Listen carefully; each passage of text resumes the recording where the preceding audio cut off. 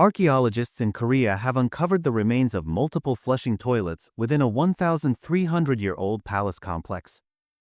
But there was one thrown to rule them all: the crown prince got a special toilet that drained directly into a nearby river.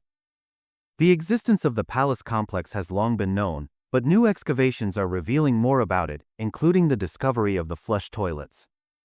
These flush toilets are the first of their kind, at least in Korea. Kim Jaeon-yeol, an archaeologist with the Korean Heritage Service who led excavations at the site, told Live Science in an email. They wouldn't have worked like modern-day flushing toilets do. Rather, someone, a servant perhaps, would have poured water into them to allow them to flush.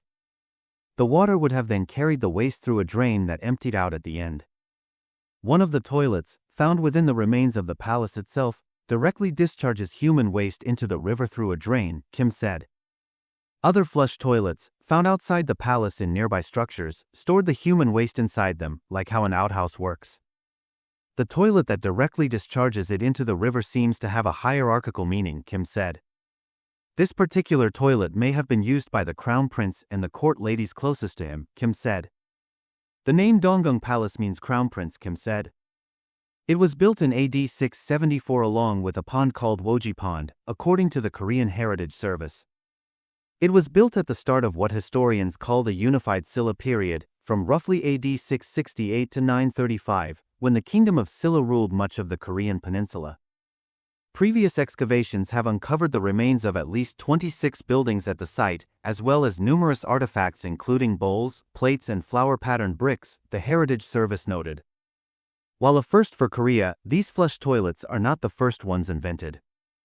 The Indus Valley Civilization, based in what is now Pakistan, had cities with flush toilets, a team of researchers wrote in a 2016 paper. This civilization flourished between 2600 and 1900 BC, around the time when pyramids were being built in Egypt. The flush toilets in the Indus Valley put the waste into a series of drains that emptied out in a sewage system, the paper reported. The English, who are sometimes credited with inventing the first modern flush toilets, didn't develop flush toilets until much later. Sir John Harington invented a device in 1596 for Queen Elizabeth I that released wastes into cesspools, an early version of the modern-day toilets, the team noted in the study.